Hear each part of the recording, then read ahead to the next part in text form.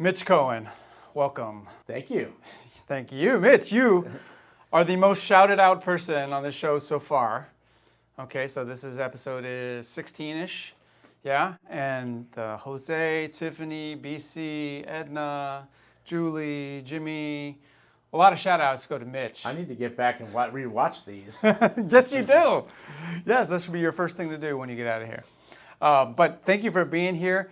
You are a well-known figure in the Houston art scene, and so I've been waiting to talk to you, and I'm really glad you're here. So it's an honor to be here, especially with these everyone who's preceded me here. Yeah, it's awesome. Well, a lot of people from the First Saturday Art Market, right? That's where I met you. That's if you say Mitch Cohen's name around town to different artists, they say, "Oh, I know Mitch." Everybody has something good to say about Mitch, so that must make you feel pretty good, right? I'm just doing my job. Well, it does, yes. Well, yeah. Well, tell us, what is your job? I mean, tell us the origin story of Mitch Cohen. So, personally or the art market? Well, the art market first, because that's how Right. most people kind of know you, right? So the market got started basically because I'm an artist, you know this, and there was a lot of competition and for limited spaces to show our art. And I was doing nightclub presentations in nightclubs. We were doing art shows in there, and then the opportunity kind of popped up, no pun intended, and put the market on, and people showed up. There were no other markets like it in Houston. Where there were church bazaars and things like that, but there was nothing quite like a monthly market. Okay. And I just invited everyone I knew. We had about 24 artists show up, and 1,000 people estimated arrived. Like, I think we might be onto something. Wow. Okay, and then tell us, what year was this? That was 2004. 2004. All right, so we're coming up on the 22nd year anniversary. We should say the name of it, the First Saturday Arts Market. First Saturday Arts Market, yes. The second name. Okay, and it started out as what, Yale Street? Well, we were on Yale, right off of Yale Street, so we called it the Yale Street Arts and Flower Market. The flowers didn't work out, so we ended up Yale Street Arts Market. Okay. And 2 years into it, we had to move. So we moved off of Yale Street onto 19th Street, and I was like, okay, never name an event after the street. Right. So, Right. And so then I go and name it after the day we're having it. So I stuck with that, which is fine. Yeah, and it's also really easy to remember because everybody knows First Saturday. And as I talked to Julie, the owner of the Artist Gallery where we are here now, and she mentioned that when she started her market, she definitely didn't want to step on your toes because it's so well known in the Houston area. That First Saturday it belongs to 19th Street, right? Nice. Although we are an hour away. But the good thing about her having her event on another day is I can come. But, the artists are going to want to do both. Yeah. So she'll get a lot of support. Mm-hmm. And a lot of them do. So, yeah, that's good. So you wear a lot of hats in the art world here. I think one of the things you're really good at is communication, being kind of a social butterfly. I don't know if you think of yourself as that. I'm not shy, although in front of cameras I'm shy, but Yeah. I have no problem talking, getting out there. Loosen up. It's okay. Oh, I'm fine, yeah. So people, like I said, when I first popped up here a few years ago, your name kept coming up in conversations. Oh, you should talk to Mitch. Oh, you should talk to Mitch. Oh, you should go see Mitch. It wasn't always that way. But, I've been doing it for 22 years, so people know who I am. I've been involved in different groups, and, it's kind of a small art world. Mm-hmm. It is, actually. I mean, it's a family, it's a community. A lot of my friends come from the market world, and it's also different types of artists. Like, not every artist does the markets, right? No. Right. And I mean, not every artist will want to do a market. It's as you know, it's hard work. Yeah, it is. I mean, you're not just hanging artwork on a wall. You're moving it. You've got to price it. It's got to be ready for presentation to the public.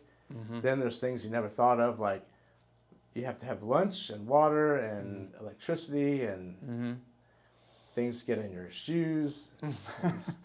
It's like going camping with an art gallery. Yeah, it really is, and it's a lot of work to labor, like hard labor, especially if you're by yourself. Depending on what your medium is, I mean, painting is not that heavy, but if you're working with sculptures or glass or I have pottery. I have an artist who started out selling concrete fountains, water fountains, and after a couple of years of traveling around, she decided she downsized. Yeah, I can see how that would make me change my mind. But in terms of the market's longevity, it's been in the same spot then for the last 20 years? Yeah, we moved to 540 West 19th Street in 2006. Okay. In fact, February. So Okay. And at least in the time that I've been doing it, there seems to be a regular crowd too. So in the Heights, that neighborhood's very artsy, arts friendly. You see a lot of the same faces coming through. we do, and a lot of neighbors are there. But I also know that people they drive to it. Mm-hmm. In fact, I have a large number of artists who drive. In fact, a few months ago, I actually promoted that as who drives the farthest, and it was an interesting competition. Yeah. I know Kelly Olson comes from Corpus. He's actually in North Padre. Oh, even further. Yeah, and then John okay. Delafield drives in. He's on the border of Texas and Arkansas, north of Dallas. Wow. And And you got a few from Austin, I know, that come in. Kerrville, west of San Antonio. Yeah. But I like that. And obviously, if they're coming back on a regular basis, we're doing something right. Right, yeah. Because, again, the longevity of something like this in today's market, right, today's economy, that's saying a lot, because having money to spend on art is usually kind of frivolous money. It is. We've seen some of those ebb and flows in the market, and we know it first. Yeah. Yeah, you can kind of tell where things are going. So when it gets really low, at least it can't get too much lower. It's going to come back up eventually. So I know that around Houston, it's a well-known event, and you have a very high reputation for doing it well. I also know that, just personally, because I've been doing this a couple of years, that you care, right? You care about the way things are, the way artists are treated. Probably that comes from being an artist yourself, would you say? Or I just felt like it was my job to make sure that you were in good shape to meet the public. Yeah. And it just kind of came naturally. I didn't really think about it. I just made sure everyone had water or beer for a time, and then you knew where to go, what to do, and how to set up. And I've had volunteers, and now it's primarily me booth sitting. So if you need to go to the restroom, I'm there. Kind of when I started the market, I would ask everyone in a email survey, what could I do better? What did you like? What didn't you like? And those people were brutally honest, because I didn't know what I was doing. There was no one to model what I was doing, so we just kind of winged it. And I took the advice, kind of swallowed my pride, like, I guess I can do that. It wasn't hard. Yeah. Well, I think you can tell, the older I get, the more I can tell who had good parents, like who was taught to care for others. Because, and I don't mean to make you blush or anything, but I feel like great parents. Yeah, I mean, I feel like you have a servant's heart. Like you want to take care of people. I get that feeling, and I know because I've been in situations at the market before where I can see that you're concerned about, our well-being. When a big storm rolls in, or, The storms, yeah. Yeah. Not too many, but we've had them. Yeah, or just in preparation, like constantly being on the weather apps, knowing what's coming, when it's coming, if it's coming. At the market, I like to wait. Because I figure if it's gonna rain, 3 or 4 artists are gonna come at me with their phones up, pointing like, "Here comes the radar hounds," So. Yes, yeah. But you seem concerned. I mean, I know you are because I've been there. I've seen it. It's like you don't want people to be in bad situations. One time where I showed up to the market, and started unpacking, setting up my booth, and as I'm going, I'm laboring, I'm working, I'm trying to hurry up as fast as I can. And all of a sudden, I'm like, I had my tent up and I had my bin up, and I said, "What is that smell?" It's like, I remember this. Yeah, it's like, what is that? Well, I don't know. And I just kept moving on because, we're in a city, you get city smells sometimes. But it persisted. The more I got my booth up, the more I felt, and then I look around and I look at the ground and I realize I'm standing on a big wet spot and it wasn't water, right? So my thinking was, all right, I'm already set up. It took me an hour to get here already. Let me just filter it out with water, which I guess is the wrong thing to do because I poured water all over it and it just made it worse. And I remember you coming by, and I was so embarrassed because, how did I not notice this before I got my tent set up? I trapped it. Yeah, well, I didn't want to cause a problem. I didn't want to whine. And there's everybody else is doing work, and you came by, and you're like, "Bro, what is that smell?" And I said, I pointed to the ground. And then what did you do? You ran into action. You went to the store. I believe you went to Home Depot. Yeah. To get some sort of carpet cleaner or pet cleaner or something to remove whatever. Specialized odor remover. Yeah, and that kind of blew me away that you did that because, a lot of people would not do that. Especially in the moment while we're setting up the market, like this is your livelihood and you run off to Home Depot. That's your livelihood. Well, this is my livelihood. I don't want your customers walking in and walking right back out. That'd be horrifying. That's true. Yeah, so I guess it does reflect on you too, but I guess what I'm trying to say is like most people are only thinking about themselves, and just kind of do whatever they can to survive themselves and don't often reach out a hand to help. So, thank you. Yeah, absolutely. You're welcome. You're a good guy. Also, you felt really bad about it and you did give me a voucher for another show. So I used it because I have to go out. I go out there now, and I've been chasing people off. It's a parking lot. Yeah, it's public, so right? I keep it clean now during the month, and then I make my presence known so people don't hang out there. Mm-hmm. They park their cars there. It's just bizarre. Mm-hmm. Yeah. And I have to use that special odor remover spray a little bit more often just to make sure that we don't experience that again. Yeah. Yeah. So, and we've had no problems since for a while, which is great. Yeah. Well, yeah. I just think that's just it just shows you what it's like living in a city and having to deal with city problems and weird challenges. That's right. So another thing I really like about the first Saturday art market is the barrier to entry is not just like you sign up and you're in. Like you have a system where the current roster of artists vet incoming artists, new ones. Yep. And I think that's really cool because that gives a little more power to the artists themselves. Not that we're all power hungry, but you want to have a certain caliber of work represented, right? Yeah, and I mean I'm a painter, so my category is painting. Right. I can't. It all started actually because of jewelry. Jewelry was not my specialty, still isn't. Mm-hmm. The other jewelers were like, "Hey, why did you let that person in? That's buy sell." I'm like, "It is like." So, which is what does that mean? They were buying it, okay, like at Harwin and those little discount shops, stores, and then repackaging it with their name on it, and stuff like that. So I said, well then, I'll let you see the applications and you tell me what's good or not, and that started it. And next thing you know, I'm doing all the mediums, and what happened was the quality of work increased and sales increased. So they increased in volume and price. Yeah. So, I mean, it was a win. Yeah. Go ahead. Well, like you said, the artists felt like they had ownership and they had a little bit more control over what they were doing there, which was great because, I mean, I get a lot of credit, but it's you, the talent that's there that brings people back, and so. Right. It worked out great.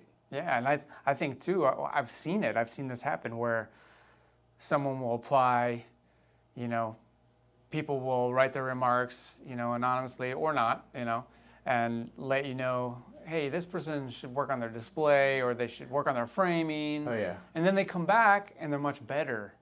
And then, so they're getting better. So it's not just like it's not a hate fest or anything. We just want everyone to be better. The constructive critique is very popular. I mean, the people who receive it are appreciative of it. Yeah. Maybe not all of them, but I mean, It's helpful because if Well, you're a new so- artist, you don't know, and if you have professional artists or artists who've got experience a few years ahead, I mean, that's kind of invaluable. Yeah. Oh, for sure. And in fact, my like mentors, people who kind of shepherded me through the whole market and festival scene, came from the first Saturday Art Market. The first one I did, I was right next to Summer Leidick, and I ended up chatting with her and asking her a bunch of questions because I was a noob.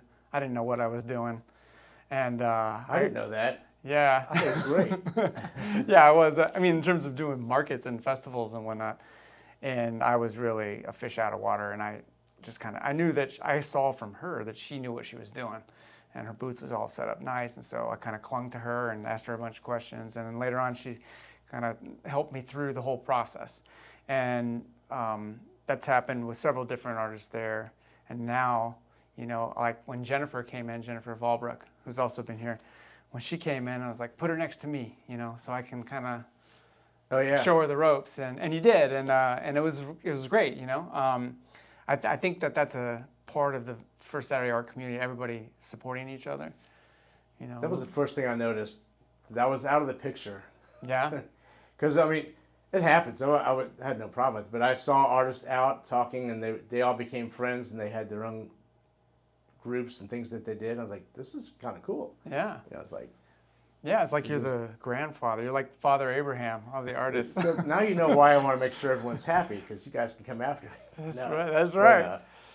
it's fun. I love it.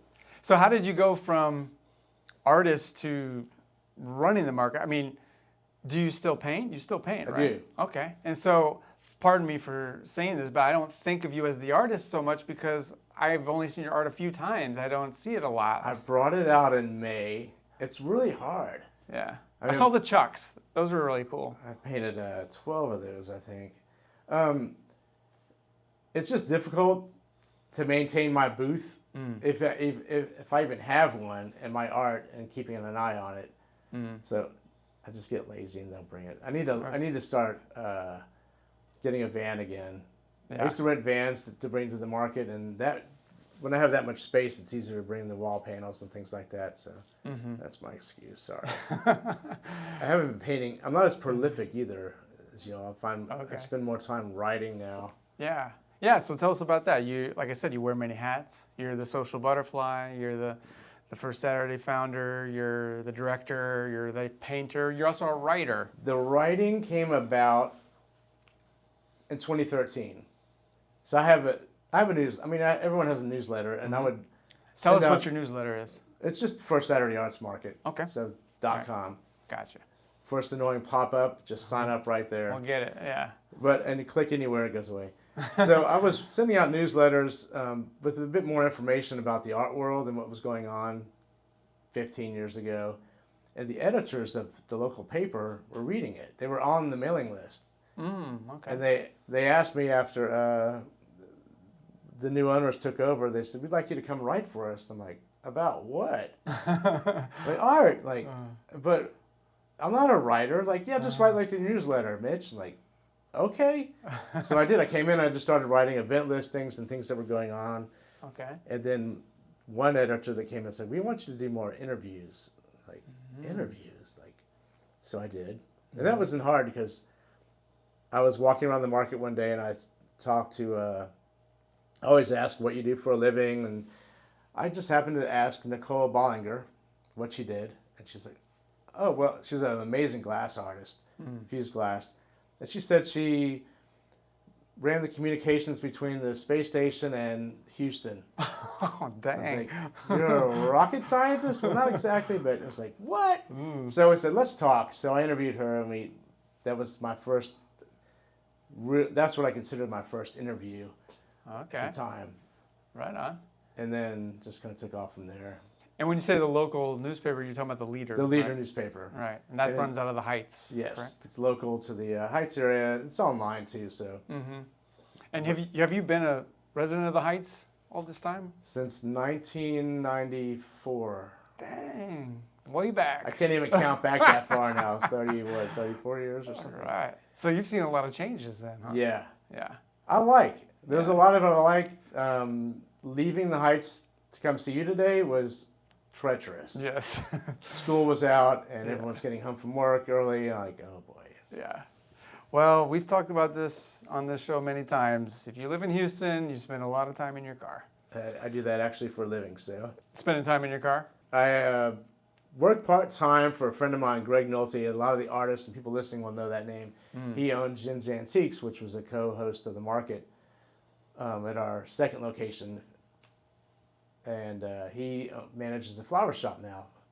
Flowers, etc. by Georgia. Can I get a plug in there? Go for it. And we're neighbors. So one day he looks at me and says, "You start Monday." I'm like, nah, I knew this would be a problem. Living so close. But I love it. It's fun. So I deliver part-time. Cool. So if you want flowers, give me a call. There you go.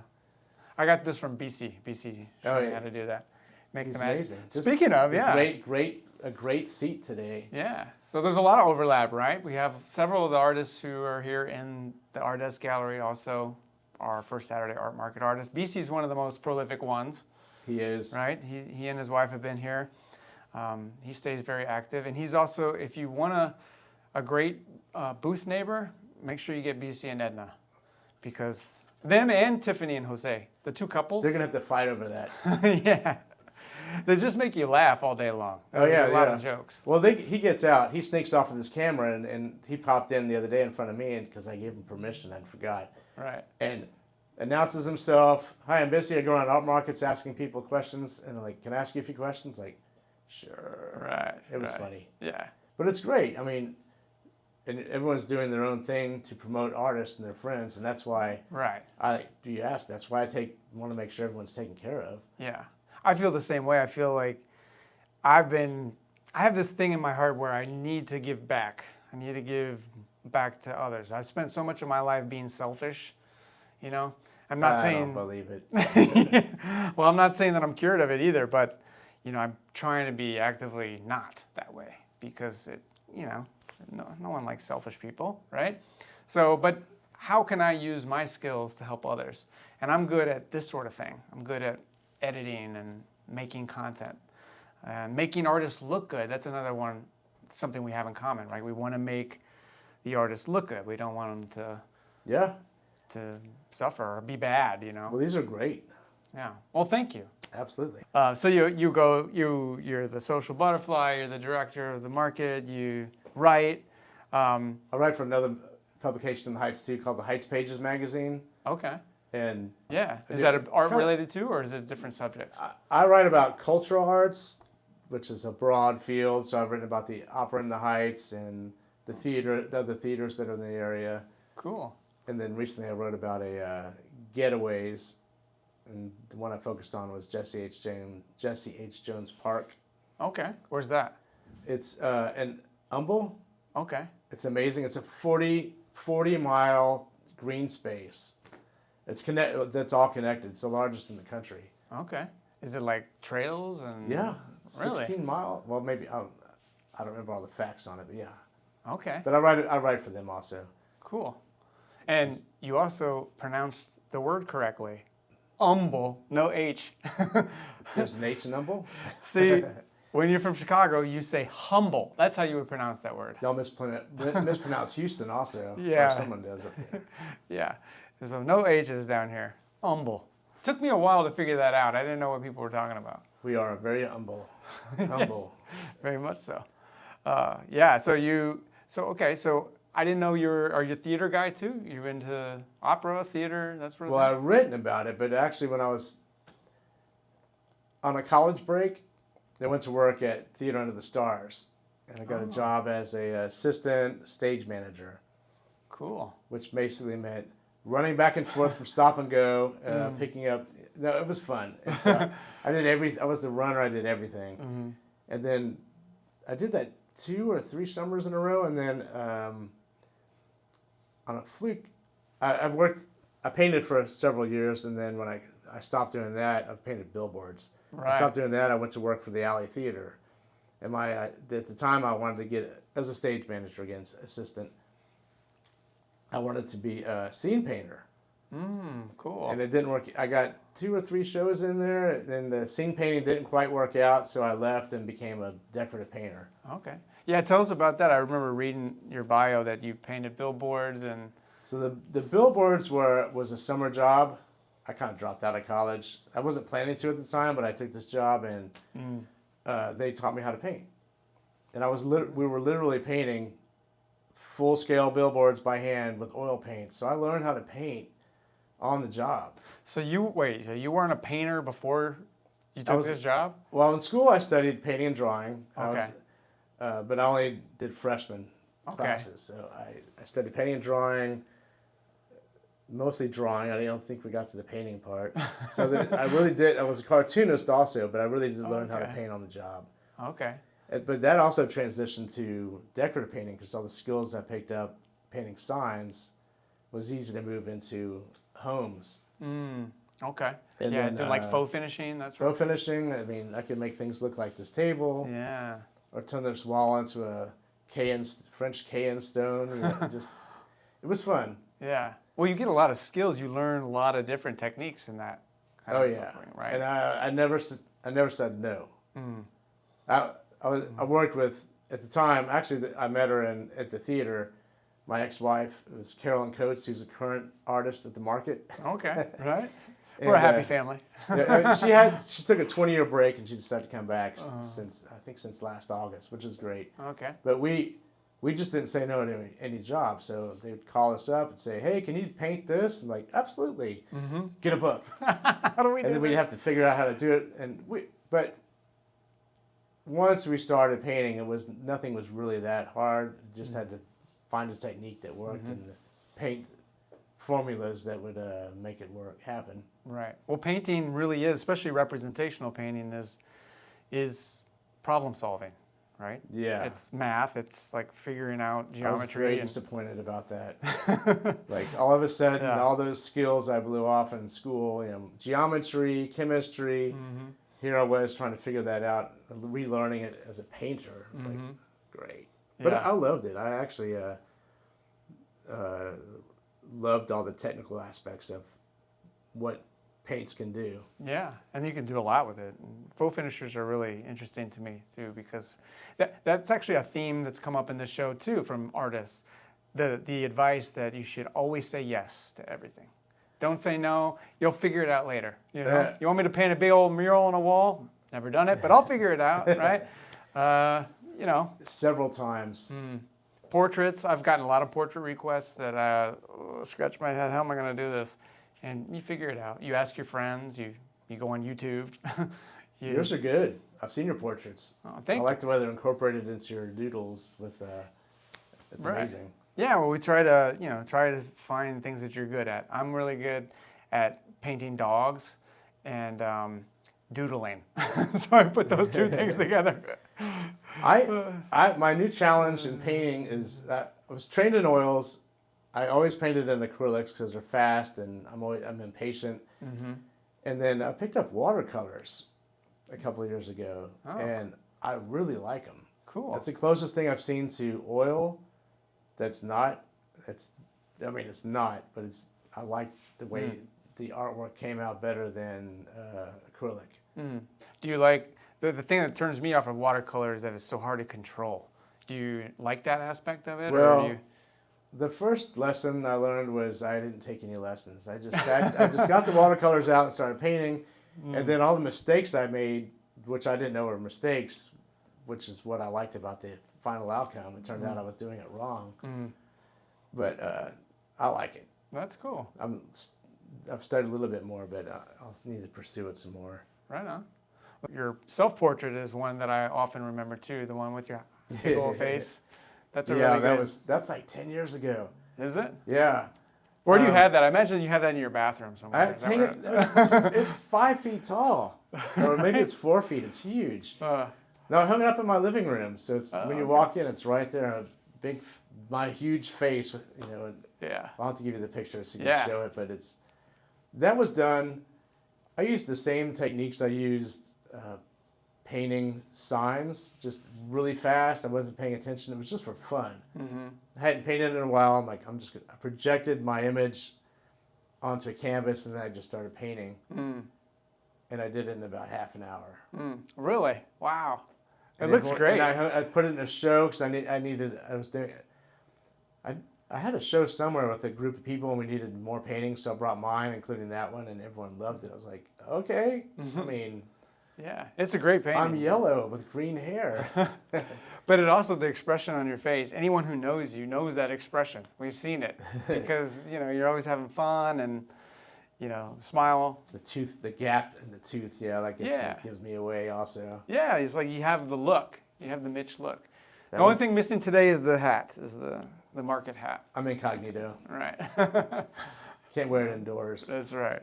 I often tell people that the first lesson I learned at markets was, especially here in Houston, is get a hat. Oh, yeah. Because it's either 1,000 degrees or... I came home sunburned in February. Yeah. I mean, I was beet red. I had a shirt on like this, and I had, the V. And even though I had the hat on, I still came out sunburned. Yeah. Fortunately, I even out quickly, but... I'll say you look like you've had some sun. Pretty dark. Up to here. Yeah. That's it. Pretty good. I think it's white. I have the artist tan. Right on. Or the Houston driver's tan, right?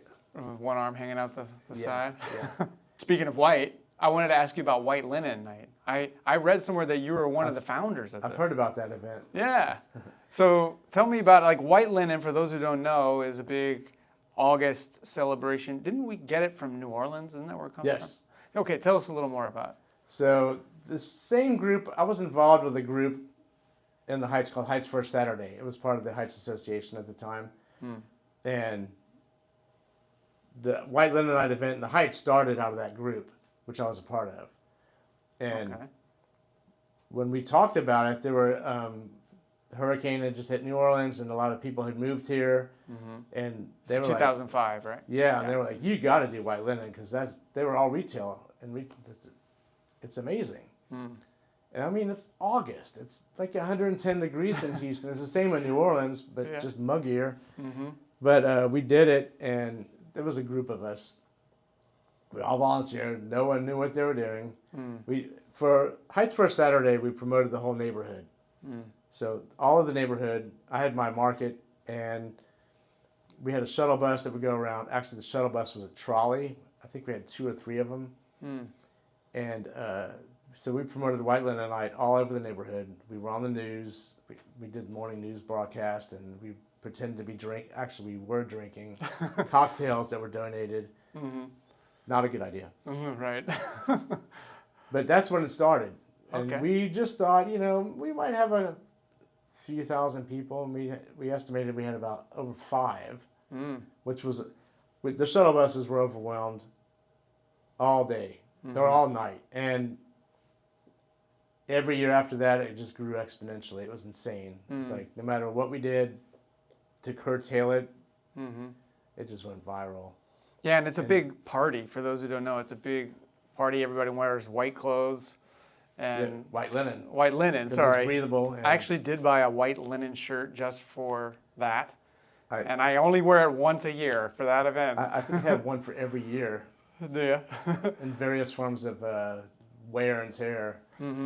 Yeah, it's wild. And we participated as the market last summer, but we're off the beaten path a little bit, and it just wasn't quite the same from when we used to be on 19th Street. And so 19th Street does their own version.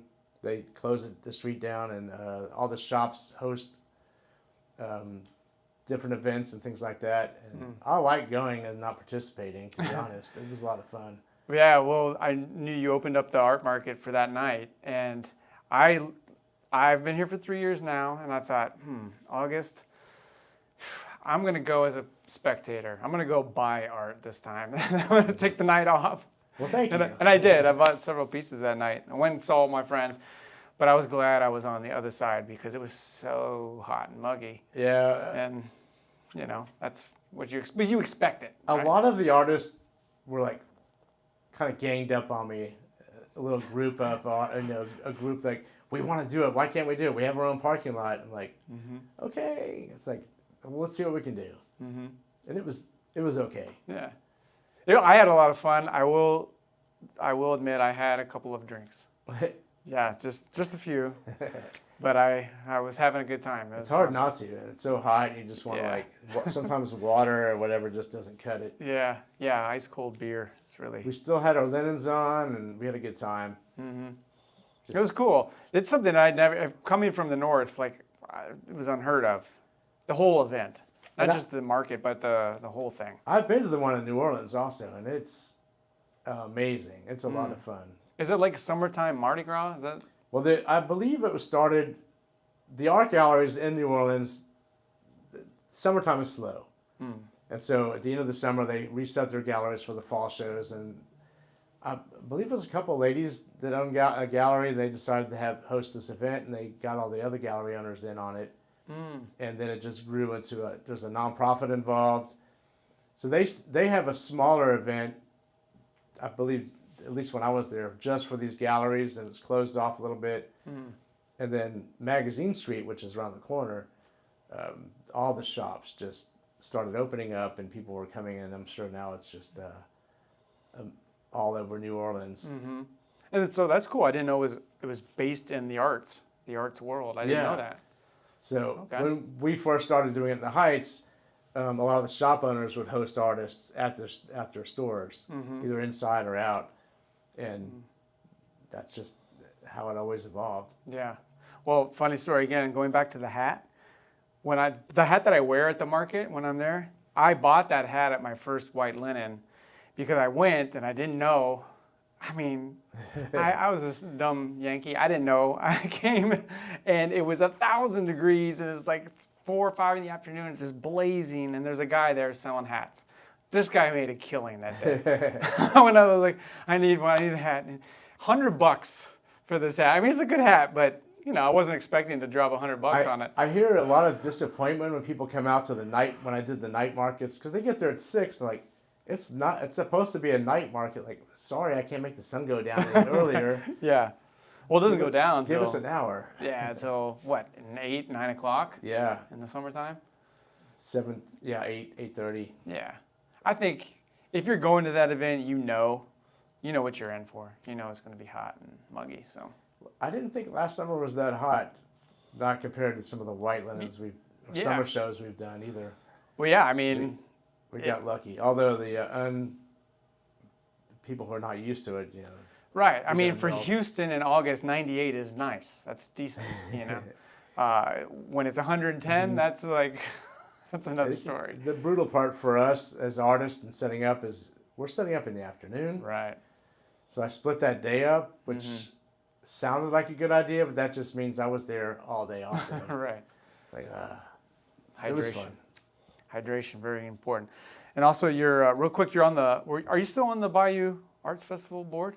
No, I was on the board for 6 years, and I was Okay. also part of the education committee, which Okay. hosts the middle school art competition every year. So that just passed, so they'll have those winners at the next festival.